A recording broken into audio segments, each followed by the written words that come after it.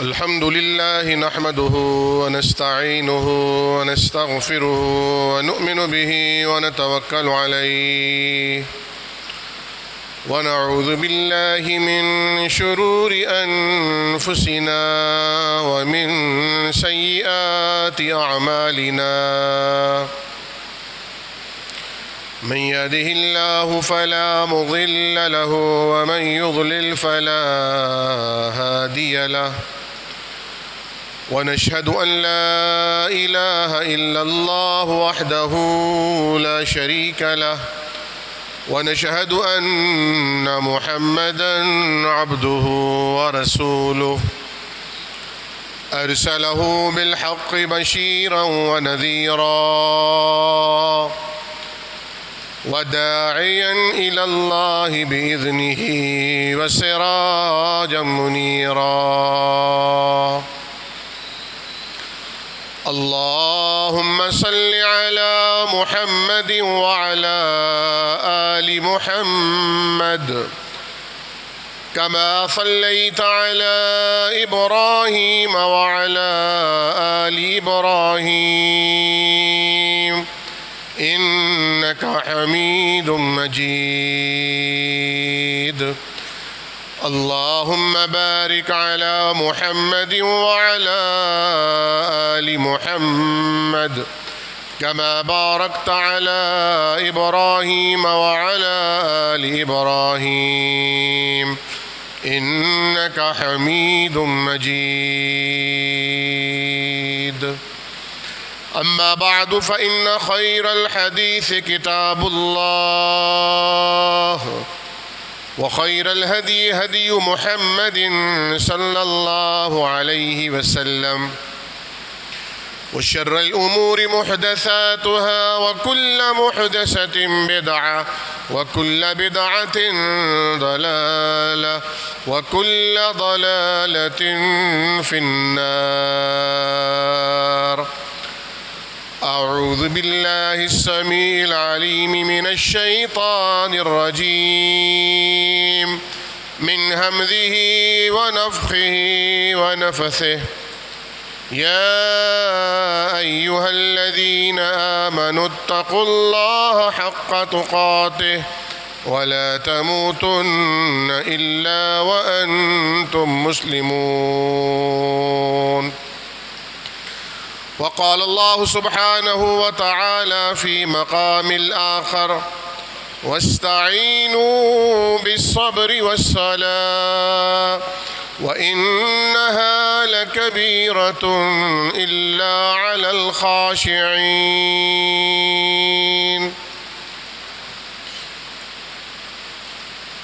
تمام تر تعریفات اللہ رب العالمین کے لائق ہیں، اسی کو زیبا اور اسی کو سزاوار ہیں۔ لا تعداد درود و سلام ہو نبی کریم رؤوف الرحیم جناب محمد الرسول اللہ صلی اللہ تعالی علیہ وعلی آلہ وصحبہ وسلم کی ذات اقدس و اطہر کے لیے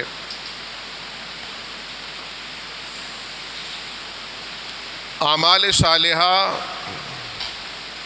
نجات کے لیے اہم ترین ضرورت ہیں، لیکن اس کی بنیاد اللہ رب العالمین پر ایمان اور عمل کا خالص کر دینا ہے۔ بظاہر نظر آنے والا کوئی نیک عمل، اچھا کام خواہ کتنی محنت سے کیا جائے، لیکن اگر اس کی بنیاد میں ایمان نہ ہو، اخلاص نہ ہو، یا وہ عمل اللہ رب العالمین کے پسندیدہ نبی کا پسندیدہ عمل نہ ہو، آپ کی سنت اور حدیث صحیحہ سے ثابت نہ ہو، تو اللہ رب العالمین اس عمل کو قبول نہیں فرماتا۔ یہ اعمال کی قبولیت کے حوالے سے امت مسلمہ کا ایک اجماعی عقیدہ ہے۔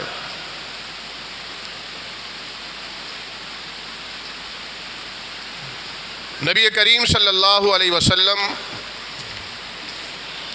ایک دین لے کر آئے، وہ دین اللہ رب العالمین نے نازل فرمایا، اس کی حفاظت کا ذمہ بھی اللہ رب العالمین نے خود لیا، اور ہر دور میں ایسے لوگ پیدا فرمائے جو اس دین کے احکامات کی لفظاً بھی، معناً بھی اور عملاً بھی حفاظت کرتے رہے۔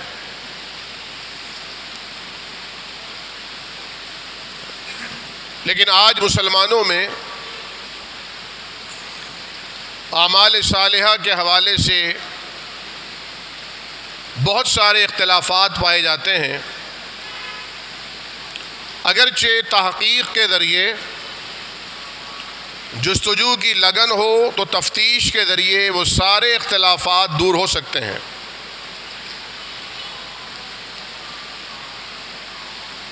لیکن بغیر تحقیق کے، بغیر تفتیش کے، بغیر مطالعے کے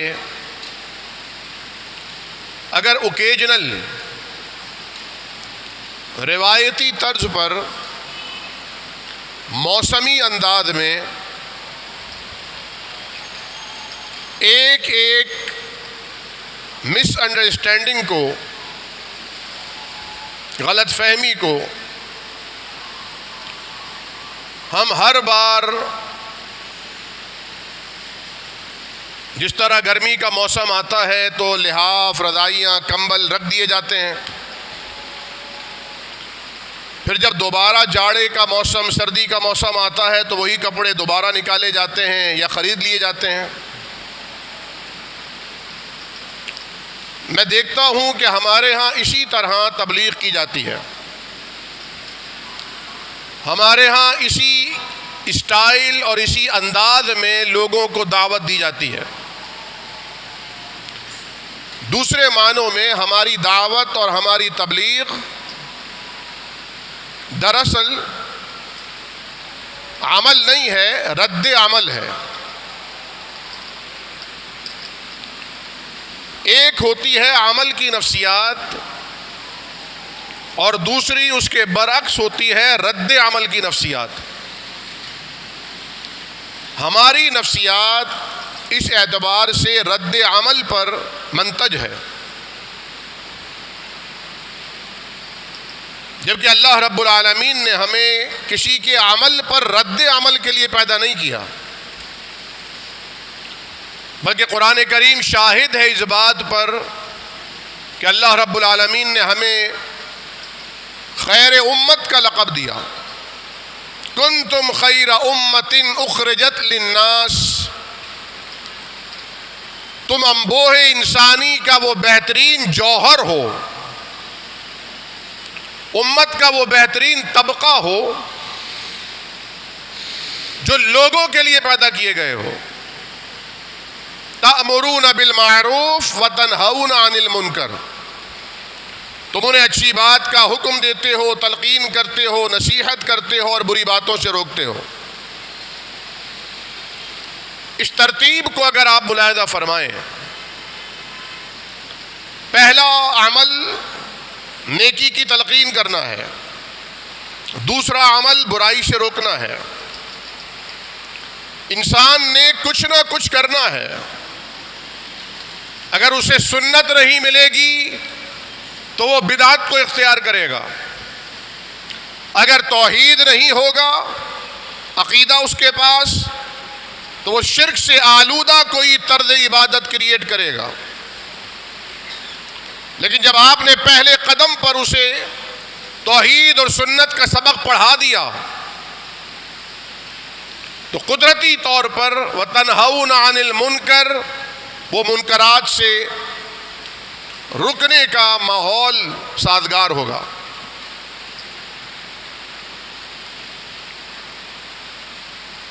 اللہ رب العالمین نے کئی مقامات پر اسی سبق کو دہرایا ہے۔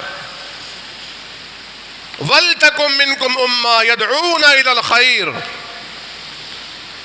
تم میں لازماً ایسا گروہ ہونا چاہیے جس کا کام یہ ہو کہ لوگوں کو اچھائی کی طرف دعوت دے۔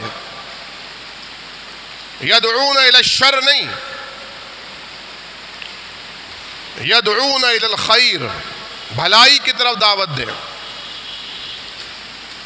اگر آپ ماہرین نفسیات کی کتب کا مطالعہ کریں، ڈائیلاگ اور مباحثے کے اصول، ضوابط اور جیتنے کے طریقوں کو اگر آپ پڑھنا چاہیں تو یہ سبق سکھاتے ہیں کہ اپنی گفتگو میں تردید نکال دیجئے، انکار نکال دیجئے، تنقید نکال دیجئے۔ تردید کسی کی بات کو رد کرنا، تنکیر انکار کر دینا کہ آپ نے بالکل غلط بات کہی ہے، تنقید کسی کی بات میں نکتہ چینی کرنا، یہ کیا بات کہہ دی آپ نے، بالکل بیکار بات ہے۔ اور بدقسمتی سے آج ہمارے معاشرے میں کثرت کے ساتھ جہاں کہیں مباحثہ ہوتا ہے، گفت و شنید ہوتی ہے، مکالمہ ہوتا ہے، بحث ہوتی ہے، تکرار، بات چیت ہوتی ہے، ڈائیلاگ ہوتا ہے، یہ تین چیزیں میز پر بطور انسٹرومنٹ رکھی ہوتی ہیں۔ چنانچہ ایک ہی ہنسا لکھا ہوتا ہے، لیکن میز کے اس طرف بیٹھنے والا اسے 6 کہنے پر مصر ہوتا ہے اور میز کے اس طرف بیٹھنے والا اسے 9 ماننے پر بدید ہوتا ہے۔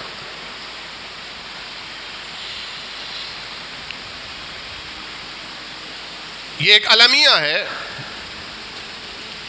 کہ ہمارے ہاں بدو میں خود داعی، مبلغ، اسکالر، مقرر تو پیدا ہو گئے، یا انہیں اسناد دے کر ممبر و محراب سونپ دیا گیا ہو، لیکن ایک بڑی تعداد کو یہ نہیں سمجھایا گیا کہ اسلوب دعویٰ کیا ہے، دعوت دینے کا طریقہ کیا ہے۔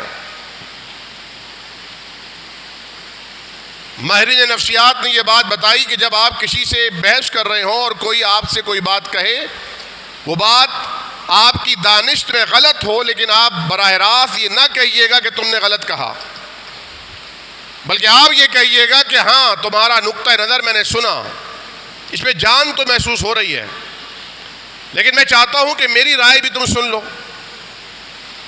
اس طرح کرنے سے اس کے اندر کا ایگو ہٹ نہیں ہوگا۔ ایگو مطلب اس کی انا، اس کی میں، وہ ہٹ نہیں ہوگی۔ وگرنہ کہ آپ نہیں دیکھتے کہ باپ اپنے بیٹے کو ڈانٹ رہا ہوتا ہے اور بیٹے کی ایگو ہرٹ ہو رہی ہوتی ہے۔ باپ سے زیادہ مخلص اس کی اولاد کے لیے کوئی ہو سکتا ہے؟ اور کیا بیٹے کو یہ بات معلوم نہیں؟ آئے دن زوجین میں، شوہر اور بیوی میں جھگڑے ہو رہے ہوتے ہیں، صرف نقطہ نظر کے اختلاف پر، کیونکہ وہ دونوں شادی کے بعد بھی میں اور آپ کے رشتے سے باہر نہیں نکلتے۔ عورت کہتی ہے میں اور شوہر کے لیے کہتی ہے آپ، شوہر اپنے لیے میں اور بیوی کے لیے تم یا آپ۔ اور اس کا آسان سا راستہ ہے کہ جب یہ میں اور تم ختم ہو کے ہم پر آ کر کھڑے ہو جائیں، متوازی سوچنے اور متوازی بیٹھ کر بات کرنے کے بجائے اکٹھے ہو کر مسئلے کا حل نکالیں، مسئلہ حل ہے۔ ہم ہوتے ہی مسئلہ حل ہو جائے گا۔ میں محسوس کرتا ہوں، شاید آپ میری بات سے اتفاق کریں، کہ ہمارے ہاں کی اکثر دعوت اور تبلیغ کی باتیں اپنی ذاتی یا گروہی برتری ثابت کرنے کے لیے ہوتی ہیں، وگرنہ اگر اپنے معاشرے کا آپ جائزہ لیں تو کیا آپ نہیں دیکھتے کہ ایک ایسا عمل جس کے بارے میں نبی کریم صلی اللہ علیہ وسلم نے فرمایا تھا، مسلمان سب کچھ ہو سکتا ہے، سارے عیوب اس میں پیدا ہو سکتے ہیں، لیکن کوئی مسلمان ہو اور پھر جھوٹ بولے یہ گوارا نہیں کیا جا سکتا۔ کیا ہم میں سے کوئی یہ دعویٰ کرنے کی جرت کرے گا کہ وہ چند ایسے مسلمانوں کو جانتا ہے جو جھوٹ نہیں بولتے. اس میں کیا داڑھی رکھنے والے، کیا بغیر داڑھی کے، کیا نماز پڑھنے والے، کیا بے نمازی، سب شامل ہیں الا ماشاء اللہ.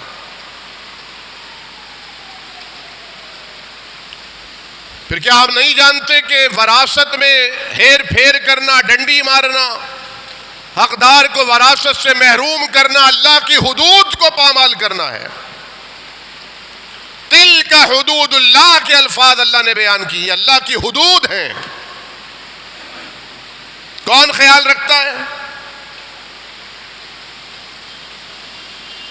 حتیٰ کہ اگر کسی دیندار فیملی اور گھرانے میں کوئی وراثت کے معاملے پر انگلی اٹھا دے اور یہ کہے کہ بھیا میرا یہ حق بنتا تھا آپ نے نہیں دیا، یا ایک بھائی کہے کہ بھائی یہ گھر جس گھر میں آپ رہتے ہیں یہ گھر صرف آپ کا تو نہیں، اس گھر میں میں بھی شریک ہوں، وراثت تقسیم کیوں نہیں کرتے؟ حج کرنے چلے گئے، عمرے کرنے چلے گئے، وراثت تقسیم نہیں ہوتی. باپ کو مرے ہوئے 10-20 سال گزر جاتے ہیں، وراثت تقسیم نہیں ہوتی. تو اس پر جھگڑا ہوتا ہے، اس پر فساد مچتا ہے. آپ کو معلوم ہے کہ کسی بھی آپ مفتی صاحب سے جا کر پوچھئے جناب آپ کے پاس سب سے زیادہ استفتاء، سوالات فتاوے طلب کرنے کے لیے کس حوالے سے آتے ہیں؟ وہ کہتے ہیں 2 حوالوں سے، ایک وراثت کے حوالے سے اور ایک طلاق، خلا، رجوع، اس کے حوالے سے. جبکہ نبی کریم صلی اللہ علیہ وسلم نے فرمایا تھا یہ میراث کا علم دین کا آدھا علم ہے. اب یہ جو آدھا علم ہے یہ ہمارے پاس نہیں ہے. اس کی اہمیت، اس کی قدر، قیمت، ویلیو، مقام کہ یہ اللہ کی حدود ہیں، یہ اللہ نے طے کیے ہیں، اس کے بارے میں احساس ہی نہیں ہے. اب جو بیچارے سیدھے سادے ہوتے ہیں، ڈرتے ہیں کہ خاندان ٹوٹیں گے، کچھ حاصل نہیں ہوگا، وہ بھی پیچھے ہٹ جاتے ہیں.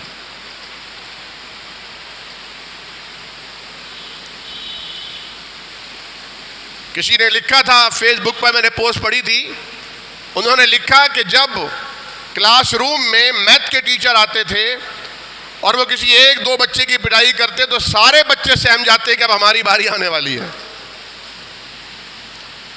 افسوس جب ہم ہوشیار ہو گئے، ہوش مند ہو گئے، زیرک ہو گئے، باشعور ہو گئے، روزانہ ہفتے میں 2 بار، مہینے میں 4 بار جنازہ پڑھتے ہیں لیکن اپنی موت کا خیال نہیں آتا. اپنی آنکھوں سے دیکھتے ہیں ہمارے سامنے کتنے لوگ سب کچھ چھوڑ کر چلے جاتے ہیں لیکن ہمیں خیال نہیں آتا. تو اصل چیز عمل ہے. جیسے میں نے عرض کیا عمل صالح نجات کی شرط ہے. ہم یہ چاہتے ہیں نیک عمل دوسرا کرے، ہم نہ کریں، دوسرا کر لیں. اور بحث بھی کس پہ ہوگی، مباحثہ بھی کس پہ ہوگا، تکرار بھی کس پہ ہوگی، جلسے، اجتماعات، پروگرامز، ویڈیو، آڈیو کس پر بنیں گی؟ جس میں ہمارا کچھ لگے گا نہیں، جس پہ کوئی قربانی نہیں دینی پڑے گی، جس پہ نفس کے منہ زور خواہشات کو لگام نہیں دینی ہوگی. آسان کام ہے نا،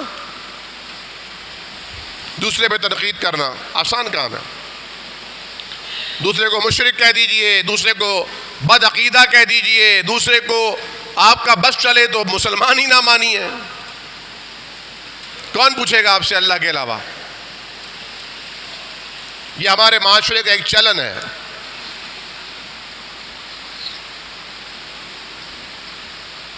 وہ نیکیاں جو ہمارے اندر نہیں پائی جاتی، وہ عمل جو جنت میں جانے کے لیے لازم اللزوم ضروری ہے، ہمارا عمل اس سے خالی ہے، ہمارا دامن تہی ہے، اس کی فکر نہیں ہے،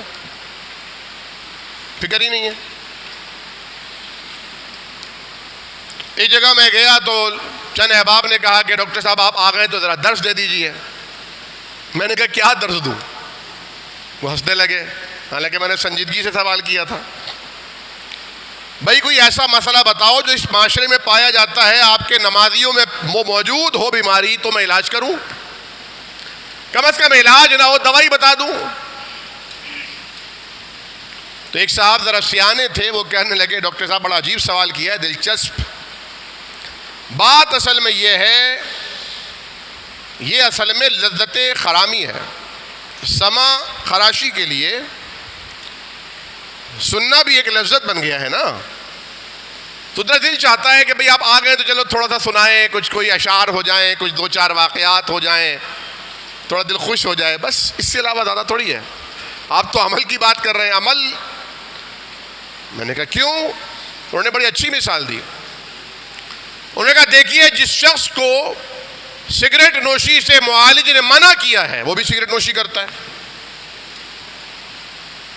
پتہ ہے، اسے معلوم ہے کہ یہ سگریٹ اسے ہلاکت کی طرف دھکیل رہی ہے، لیکن پیتا ہے۔ وزارت صحت نے، کیونکہ سگریٹ کے ذریعے ایک بہت بڑا ٹیکس ملتا ہے گورنمنٹ کو، تو سگریٹ پہ تو پابندی نہیں لگائی جا سکتی، تو انہوں نے سگریٹ کی ڈبیا پر تصویریں بنا دی خطرناک۔ حقیقت بتا رہا ہوں، اس پہ نظر پڑتی ہے تو دل دہل جاتا ہے، لیکن بزنس پہ تو کمی نہیں آئی۔ لوگ اسی طرح زور و شور سے خریدتے ہیں، پاکٹ میں بھی رکھتے ہیں۔ ان کے اندر ایک قدرتی دلیری پیدا ہو چکی ہے۔ اسی لیے نبی کریم صلی اللہ علیہ وسلم نے فرمایا تھا کہ برائی کو پھیلانے کے بجائے چھپاؤ، کیونکہ جب برائی پھیلتی ہے تو وہ اپنی شدت ختم کر دیتی ہے۔ رشوت دیکھیے آپ، ایک حرام پیسہ ہے، لیکن سرکاری اداروں میں یہ حق سمجھا جاتا ہے، اور اگر کوئی انہیں شرمندہ کرے، رنگے ہاتھوں پکڑ لے، تو وہ فخریہ کہتے ہیں، کون نہیں لیتا، سب لیتے ہیں۔ اور جو دینے والے ہیں ان کے ذہنوں میں بھی یہ بات بیٹھ گئی، اس کے بغیر کام ہو ہی نہیں سکتا۔ اب مجبوراً دینے والا تو ویسے ہی معذور ہے، مجبور ہے، اور مجبور کے لیے الگ حکم ہے شریعت میں، لیکن جس نے مجبور بنایا، جو لے رہا ہے، وہ تو دگنا پھر مجرم ہو گیا نا۔ نبی کریم صلی اللہ تعالی علیہ وسلم نے فرمایا بادروا الاعمال، بادروا بالاعمال، اعمال کرنے میں، نیکیاں کرنے میں جلدی کرو، نیکیوں کو کل پر ٹالو نہیں۔ ان فتنوں سے پہلے کا قطع اللیل، جو اندھیری رات کے ٹکڑوں کی طرح نازل ہوں گے۔ آپ ایک آزمائش سے نکلیں گے، دوسری آزمائش سامنے کھڑی ہوگی،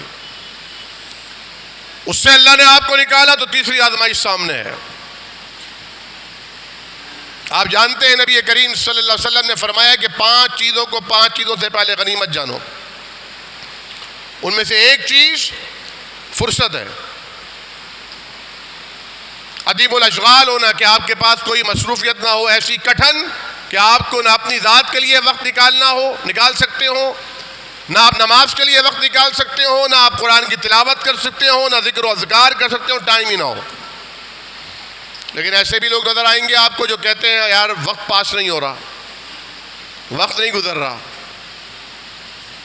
ان کے پاس اتنا وقت ہے، وقت ہی نہیں گزرتا ان کا۔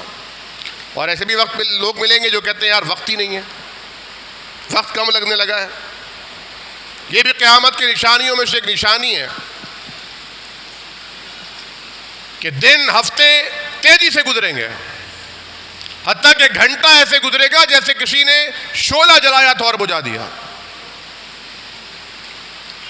نبی کریم صلی اللہ علیہ وسلم فرماتے ہیں ایک ایسا دور بھی آئے گا، یصبح الرجل مؤمنا ویمسی کافرا، وہ صبح کو جب اٹھے گا تو وہ مسلمان ہوگا، اس کا ایمان پختہ ہوگا، لیکن دن بھر کی ریاضت، مشغولیت، کاروبار، گفت و شنید، شام تک اسے کافر بنا چکے ہوں گے۔ اس دور سے، اس وقت سے بچتے ہوئے نیکیاں کرو، نیک اعمال کرو، اور نیک اعمال کی بنیاد ایمان کے بعد نیک عمل ہو، اور وہ نیک عمل اللہ کے لیے خالص ہو، اور وہ نیک عمل نبی کریم صلی اللہ علیہ وسلم کی صحیح حدیث سے ثابت شدہ ہو۔ وگرنہ قرآن نے فرمایا ہے سورہ غاشیہ میں، هل اتاک حدیث الغاشیہ وجوہ یومئذ خاشعہ ابصارها خاشعہ عاملۃ ناصبہ۔ یہ ایسے لوگ ہوں گے نامراد اور ناکام جنہیں جہنم کی آگ میں دھکیلا جائے گا، جو عمل کر کر کے تھک چکے ہوں گے۔ تو اصل کام عمل کرنا نہیں ہے، عمل صالح کرنا ہے۔ عمل صالح کا مطلب ہے بہترین عمل، اور بہترین عمل وہ ہے جو جناب نبی کریم صلی اللہ علیہ وسلم نے کیا ہو، آپ کے صحابہ کرام نے کیا ہو، صحابہ کرام کے براہ راست شاگرد ان کی اولادوں نے کیا ہو، شاگردوں نے کیا ہو، تابعین تبع تابعین جو خیر القرون ہیں، بہترین ادوار ہیں۔ اب یہ لازمی بات ہے کہ کون سا عمل صحیح ہے، کون سا صحیح نہیں ہے، کون سا عمل صالح ہے، کون سا عمل صالح میں نہیں آتا، ڈاؤٹ فل ہے، یہ تو تحقیق صحیح معاملات نکلتے ہیں۔ قرآن کریم نے ایک نقطہ بیان کیا ہے، یہدی الیہ من ینیب، ہدایت اسے ملتی ہے جو خود متوجہ ہوتا ہے، جو اللہ کی طرف رجوع کرتا ہے اسے ہدایت ملتی ہے۔ وگرنہ 1.25 ارب سے زیادہ مسلمان ہیں، ہفتہ 15 دن مہینہ سال میں کم از کم ایک بار تو نماز پڑھتا ہی ہے نا ہر مسلمان، اور یہ بھی دعا مانگتا ہے اہدنا الصراط المستقیم، اللہ ہمیں سیدھا راستہ دکھا دے۔ امام کعبہ بھی یہی دعا مانگ رہے ہیں، تو پھر تو سارے مسلمانوں کو سیدھے راستے پر ہونا چاہیے تھا، نہ کوئی فرقہ بندی ہوتی، نہ مسلکی نفرتیں ہوتی، سب ہدایت کے راستے پر ہوتے۔ آج تو ہر ایک دوسرے کو گمراہ کہہ رہا ہے، خود کو ہدایت یافتہ سمجھے بیٹھا ہے، لیکن نہیں، کیونکہ قانون اللہ کا یہ ہے یہدی الیہ من ینیب، جو متوجہ ہوگا طالب حق بنے گا اسے حق ملے گا۔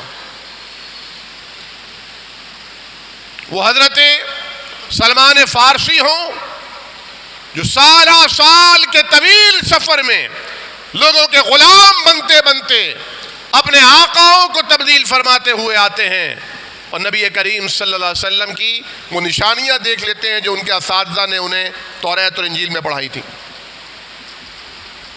لیکن قریب رہنے والوں کو نظر نہیں آتا۔ ابو جہل، ابو لہب، عتبہ، شیبہ، خود مدینہ منورہ میں عبداللہ ابن ابی رأس المنافقین، اسے وہ نشانی نظر نہیں آ رہی۔ یہودیت کے عالم حضرت عبداللہ بن سلام، وہ اپنی کتابوں میں پڑھ کر آتے ہیں، چھپ کر کھڑے ہو جاتے ہیں، میں سنوں تو صحیح دعوت کیا ہے، اور اللہ کے نبی صلی اللہ علیہ وسلم خطاب فرما رہے ہیں یا ایھا الناس افشوا السلام وصلوا الارحام واتموا الطعام وصلوا باللیل والناس نیام، یہ 5 باتیں بیان فرمائیں۔ لوگوں، ایک دوسرے کے لیے سلامتی کے امین بن جاؤ، پیغمبر بن جاؤ، سب کو سلام کرو، افشوا السلام، سلام کو پھیلاؤ۔ نبی کریم صلی اللہ علیہ وسلم نے فرمایا وہ سخی ہے جو سلام کرنے میں پہل کرتا ہے، اور وہ بدترین بخیل ہے جو کسی کو سلام بھی نہیں کرتا۔ کوئی پیسہ دینا، کھانا کھلانا، کپڑے پہنانا دور کی بات، کوئی گفٹ، کوئی ہدیہ دینا، سلام بھی نہیں کرتا، بخیل ترین انسان ہے وہ۔ کتنی فضیلتیں ہیں سلام کرنے کی، بچپن سے سنتے آ رہے ہیں، بچپن سے پڑھتے پڑھاتے آ رہے ہیں کہ ایک آیا اس نے کہا تو آپ نے فرمایا 10، دوسرا آیا اس نے سلام کیا تو میں 20، تیسرا آیا سلام کر کے بیٹھا تو میں 30۔ صحابہ کرام نے کہا یار گرمی ہو گئی ہے، تھوڑا سا کھول دینا۔ فرمایا یا رسول اللہ یہ 10، 20، 30 کیا ہے؟ فرمایا جس نے آ کے کہا تھا السلام علیکم، اسے 10 نیکیاں ملی ہیں۔ جس نے آ کے کہا السلام علیکم ورحمۃ اللہ، اسے 20 نیکیاں مل گئیں۔ جس نے آ کر پورا سلام کیا السلام علیکم ورحمۃ اللہ وبرکاتہ، اسے 30 نیکیاں مل گئیں۔ تعلیم دی شریعت نے، قرآن کا حکم۔ آپ کو معلوم ہے سلام کرنا واجب اور فرض نہیں ہے، مستحب ہے، فضیلت ہے، مقام ہے، اہمیت ہے، لیکن فرض نہیں ہے سلام کرنا۔ لیکن سلام کا جواب دینا فرض ہے، اور جواب بھی کیسے دینا ہے؟ تعلیم کیا دی گئی؟ فرمایا جس طرح اس نے سلام کیا اس سے بہتر سلام کا جواب دو۔ اس نے السلام علیکم کہا، تم کہا السلام علیکم ورحمۃ اللہ۔ اس نے کہا ورحمۃ اللہ بھی ملا تو وبرکاتہ بھی ملاؤ، بس اتنا ہی سلام مسنون ہے۔ اس کے بعد جو اضافہ ہے وہ اگر دین سمجھ کر کیا جائے تو بدعت، اور اگر کہا جائے بھائی دعائیں دے رہے ہیں ہم ایسے ہی، جیسے سلام کرنے کے بعد دعائیں دیتے ہیں۔ ہماری سندھی برادری میں جب کوئی بندہ کسی کے بعد آتا ہے تو وہ پورا شجرہ سن لیتے ہیں اس سے۔ ہم لوگ کیا کرتے ہیں؟ بھائی سب خیریت ہے؟ اس نے کہا خیریت ہے، چلو آگے چلو۔ وہ کہتے ہیں ابا ٹھیک ہے، اماں ٹھیک ہے، بھائی ٹھیک ہے، بھابھی ٹھیک ہے، بچے ٹھیک ہیں، گھر ٹھیک ہے، ڈرائیور ٹھیک ہے، پورا شجرہ سنتے ہیں۔ وہ رواج ہے، تو رواج کی بات الگ ہے۔ یہ جو بدعت کا جو ٹائٹل ہے نا، یہ بھی ذرا خاص تحقیق سے گزرنے کے بعد دینا چاہیے، اس پہ بھی تھوڑی احتیاط کرنی چاہیے، کیونکہ بدعتی کے لیے بڑی سخت وعیدیں آئی ہیں۔ اب بعض جگہ پر معاملہ یہ ہوتا ہے کہ انٹرپریٹیشن میں فرق آتا ہے۔ آپ کے محقق نے اسے قرار دیا کہ یہ ثابت نہیں، لیکن ان کے محقق نے قرار دیا کہ ثابت ہے۔ تو یہ انٹرپریٹیشن کا فرق ہے، تشریح کا فرق ہے، بات سمجھنے سمجھانے کا فرق ہے۔ اور عامیوں کے لیے، عام لوگوں کے لیے تو یہ حق بنتا ہی نہیں کہ وہ کسی کو بدعتی کہیں، کسی کو مشرک کہیں، کسی کو بدعقیدہ، ان کا کیا حق بنتا ہے؟ قطعاً ایک عام آدمی کو، مجھے، آپ کو یہ حق نہیں کہ ہم کسی پہ انگلی اٹھائیں۔ ہمارا کام تو یہ ہے ہم درست اسلوب میں محبت کے ساتھ ادعو الی سبیل ربک بالحکمہ والموعظۃ الحسنہ، اچھے واعظ کے ساتھ، خوبصورت جملوں کے انتخاب کے ساتھ، کوئی چائے بسکٹ یا ہائی ٹی کی دعوت کے ساتھ، کھانے کی دعوت کے ساتھ، کوئی گفٹ دے کر، کوئی محبت کا پرچار کر کے کوئی اچھی بات اس تک پہنچائے۔ ڈنڈے سے لٹھ مار کر یہ تبلیغ نہیں ہے، یہ اپنے اندر کی بھڑاس نکالی جا رہی ہے، اپنی ذاتی یا گروہی برتری ثابت کرنے کی ناکام کوشش ہے۔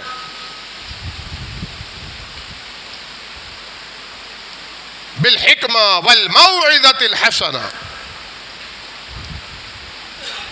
تو یہدی الیہ من ینیب، ہدایت بھی اسے ملے گی، بات بھی اسے سمجھ آئے گی جو خود رجوع کرے گا۔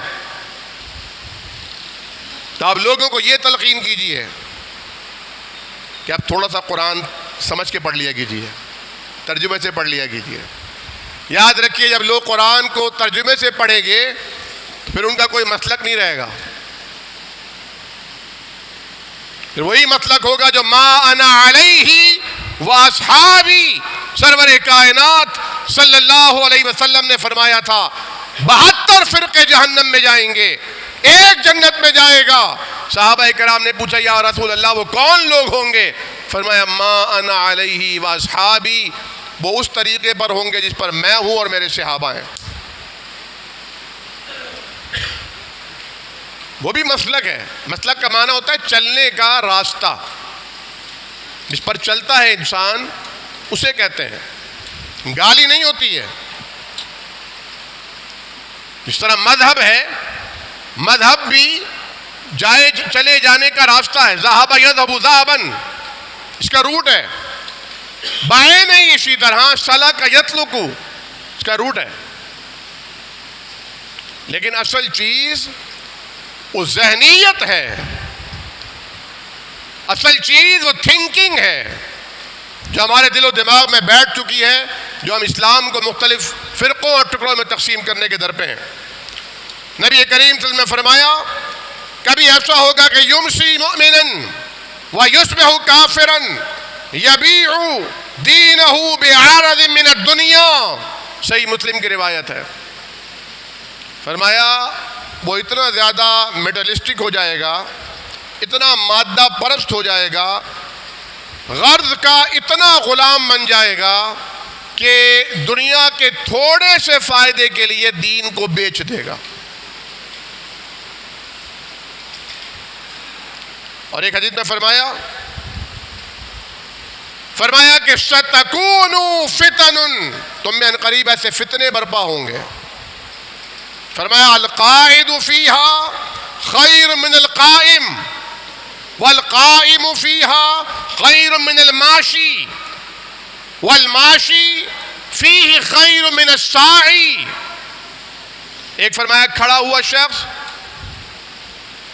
اس سے بہتر ہوگا جو دوڑ رہا ہے، اور فرمایا وہ جو چل رہا ہے اس سے بہتر وہ ہوگا جو کھڑا ہے، رکا ہوا ہے، چلتا نہیں، اور کھڑے ہوئے سے بہتر وہ ہوگا جو بیٹھا ہوا ہے،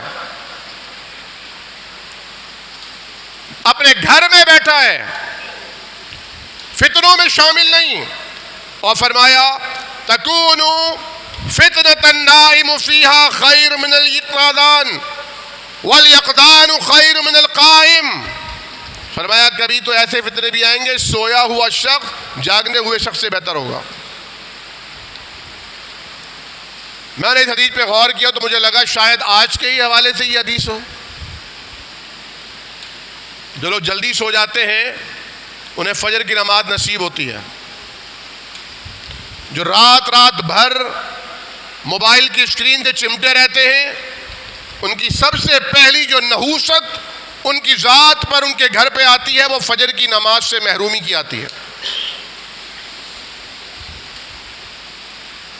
اب مجھے ایک بات بتائیے، ہمارے نوجوان خاص طور پر آئے دن جن امور پر بحث موبائل سے ویڈیوز آڈیوز کی فارورڈنگ شیئرنگ کرتے ہیں، وہ زیادہ امپورٹنٹ ہے یا فجر کی نماز زیادہ امپورٹنٹ ہے؟ اپنے دل سے پوچھیں، فتویٰ لیں اپنے دل سے۔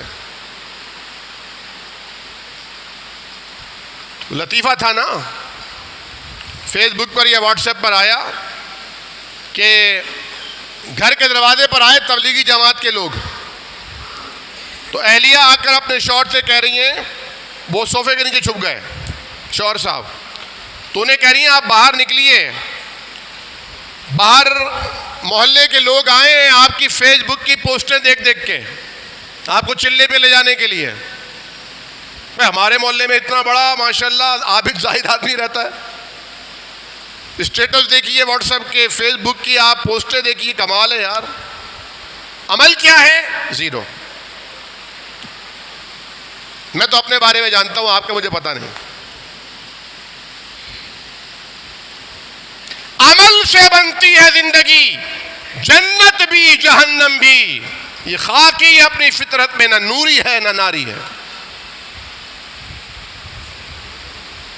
سندھ کے ایک بابا گزرے ہیں، فقیر کہتے تھے ان کو، کیا نام تھا؟ بڑے مشہور، وداع و فقیر۔ انہوں نے ایک جگہ لکھا، یہ تو لوگوں میں مشہور ہو گیا کہ بندہ جب جاتا ہے تو اپنے حصے کی آگ یہیں سے لے کر جاتا ہے۔ لوگوں نے کہا غلط کہہ رہے ہیں، لیکن جو غور کیا تو مطلب یہ تھا کہ جو عمل لے کر جائے گا اسی عمل پر اس کو جہنم ہوگی نا۔ مجموعی جہنم ہے لیکن ہر ایک کی جہنم الگ ہے، اپنے حصے کی آگ لے کر آیا ہے وہ۔ الدنیا مزرعۃ الآخرہ، دنیا آخرت کی کھیتی ہے، یہاں جو بوگے وہ وہاں کاشت کرو گے۔ تو اصل چیز عمل ہے، اور سب سے پہلے اپنی ذات میں ہمیں اخلاق لے کر آنا ہے، جسے اردو میں اخلاق اور عربی میں اخلاق کہتے ہیں۔ اپنے خلق کو بہترین کرنا ہے، جس سے ملاقات ہو مسکرا کے ملاقات کرنی ہے، تواضع انکساری لانی ہے۔ قرآن نے کیا کہا؟ فرمایا میں ان کا مددگار بنتا ہوں جو اپنے اندر تواضع پیدا کرتے ہیں۔ فرمایا وَاسْتَعِينُوا بِالصَّبْرِ وَالصَّلَاةِ، مسائل آئیں، مشکلات آئیں، دو چیزیں تمہاری طاقت کا باعث بنیں گی، ایک صبر، ہمت، برداشت اور ایک نماز۔ فرمایا وَإِنَّهَا لَكَبِيرَةٌ إِلَّا عَلَى الْخَاشِعِينَ، تواضع کرنے والوں کے لیے، عاجزی کرنے والوں کے لیے یہ آسان ہے، باقیوں کے لیے بہت مشکل ہے۔ یہ تواضع انکساری رب تعالیٰ کو پسند ہے۔ یہ حکم نہیں ہے کہ آپ اللہ کے آگے جھک رہے ہیں لیکن کسی بندے کے آگے آپ کھجور کے درخت کی طرح اکڑ کے کھڑے ہو، نہیں، سب کے ساتھ عاجزی انکساری سے پیش آئیں۔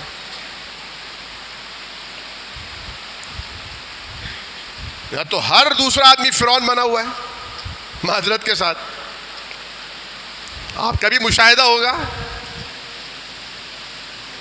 جس کے پاس جتنا اختیار ہے وہ اپنے اختیارات سے زیادہ استعمال کرنے کے در پہ ہے۔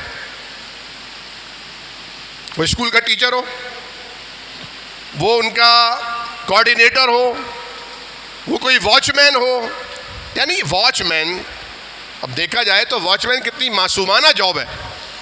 چوکیدار جو کسی کے دروازے پر کھڑا ہوتا ہے بیچارہ، دل چاہتا ہے اس کو 500 100 روپے 50 روپے دے دو، تنخواہ میں کہاں گزارا ہوتا ہوگا، وہی صاحب فرعون بنا ہوا ہے۔ اردو کا محاورہ ہے نا کہ شاہ تو شاہ، شاہ سے بڑا شاہ کا وفادار، سائیں تو سائیں، سائیں کا کتا بھی سائیں۔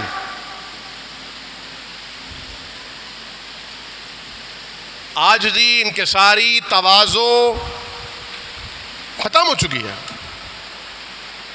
جو نئی نسل ہماری جوان ہو رہی ہے، ہمارے بچے، میرے ساتھ اکثر ایسا ہوتا ہے، میں راستے میں جا رہا ہوں، کسی ٹریفک پولیس سارجنٹ نے روکا، میں رکتا ہوں، وہ بلا وجہ کا کوئی نہ کوئی بہانہ تلاش کرتا ہے، میں انتہائی عاجزی سے اس کی خدمت میں کہتا ہوں بھائی معاف کر دو بھائی، بیلٹ نہیں لگائی، غلطی ہو گئی یار، ابھی لگا لیتا ہوں، ادھر جاؤ۔ تو بچہ جو برابر میں بیٹھا ہوتا ہے وہ مجھے سمجھاتا ہے آپ نے ایسے کیوں کیا اس سے، مطلب آپ کے تعلقات ہیں تو آپ بتاتے اسے، جتاتے اسے، لتھاڑتے اسے۔ یہ ہمارے نئے بچوں کی یہ سوچ بنی ہوئی ہے کہ اگر آپ دب گئے تو آپ کو دبا دیں گے، چنانچہ آپ نے دبنا نہیں ہے، آپ نے شیر بن جانا ہے۔ جیسے پہلے زمانے میں سمجھاتے تھے دوست احباب گھر والے، بیٹا اگر بیوی پانی مانگے تو تو نے نہیں پلانا، اور لڑکی کو سمجھا کے بھیجتے تھے کہ تم کھانسنا ایسے کہ جسے سانس رک رہی ہے تاکہ وہ پانی پلائے، بس پانی اس نے پلا دیا، ساری زندگی تھلے لگے گا، جورو کا غلام بن کے رہے گا۔ یہ ساری جاہلانہ باتیں ہیں۔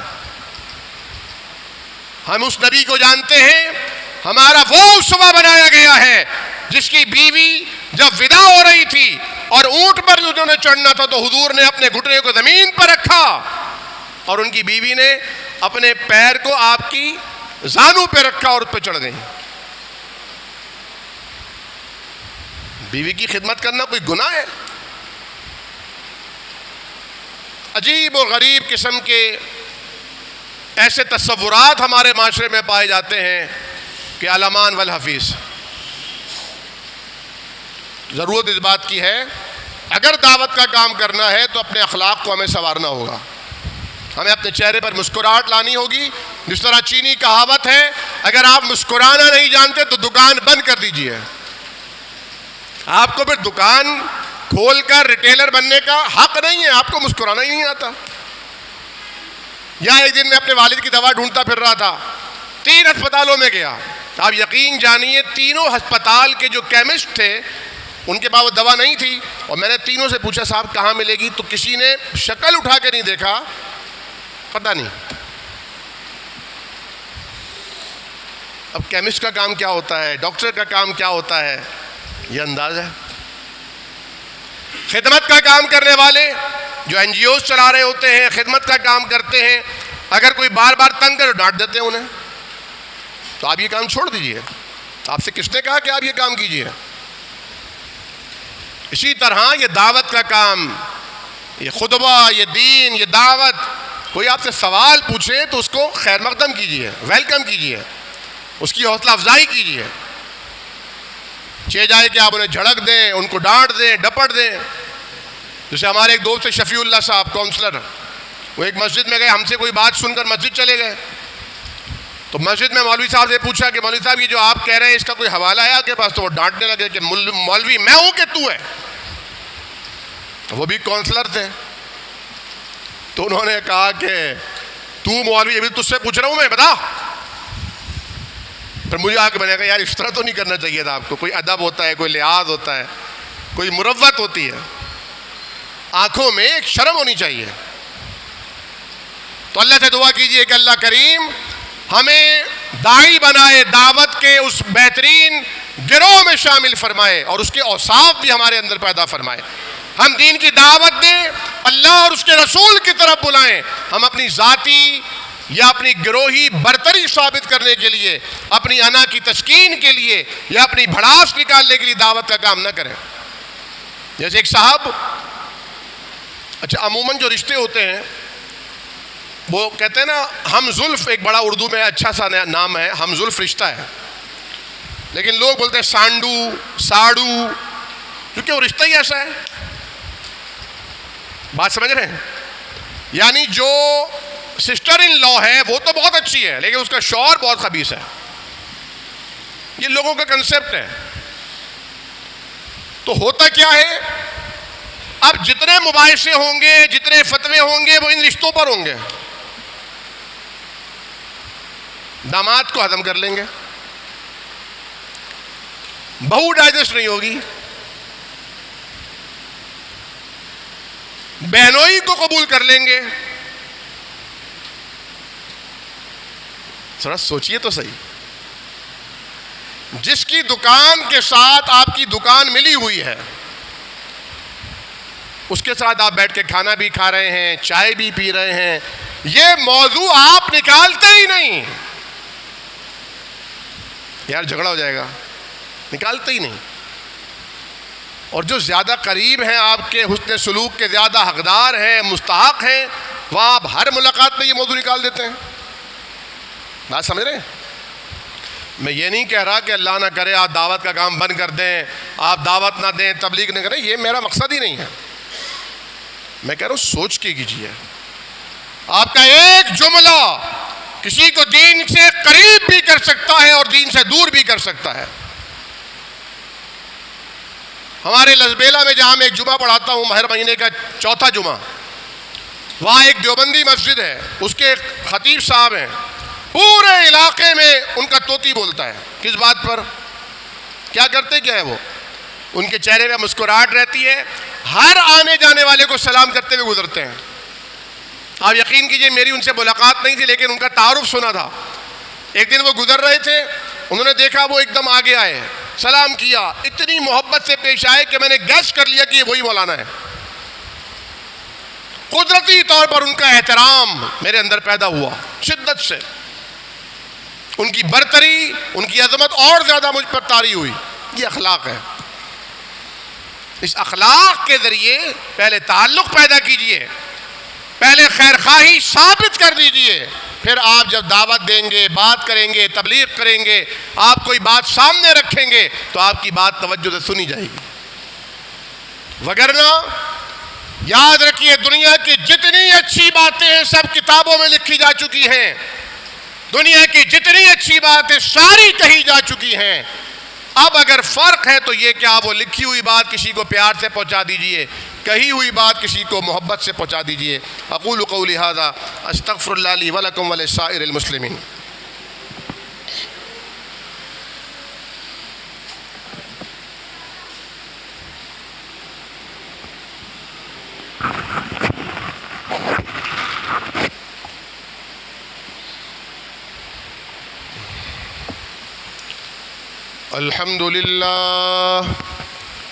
الحمد لله نحمده ونستعينه ونستغفره ونؤمن به ونتوكل عليه ونعوذ بالله من شرور أنفسنا ومن سيئات أعمالنا.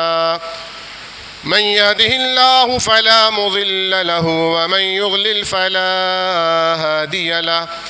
ونشهد أن لا إله إلا الله وحده لا شريك له ونشهد أن محمدا عبده ورسوله. اللهم صل على محمد وعلى آل محمد كما صليت على إبراهيم وعلى آل إبراهيم إنك حميد مجيد. اللهم بارك على محمد وعلى آل محمد كما باركت على إبراهيم وعلى آل إبراهيم إنك حميد مجيد. أما بعد، ربنا آتنا في الدنيا حسنة وفي الآخرة حسنة وقنا عذاب النار. رب اغفر وارحم وأنت خير الراحمين. اللهم اغفر للمسلمين والمسلمات الأحياء منهم والأموات. اللهم اشفنا واشف مرضانا ومرضى المسلمين. أذهب البأس رب الناس واشف أنت الشافي لا شفاء إلا شفاءك، شفاء الله لا يغادر سقما. اللهم اكفنا بحلالك عن حرامك وأغننا بفضلك عمن سواك. اللهم أحسن عاقبتنا في الأمور كلها وأجرنا من خزي الدنيا وعذاب الآخرة. توفنا مسلما وألحقنا بالصالحين. سبحان ربك رب العزة عما يصفون والسلام على المرسلين والحمد لله رب العالمين.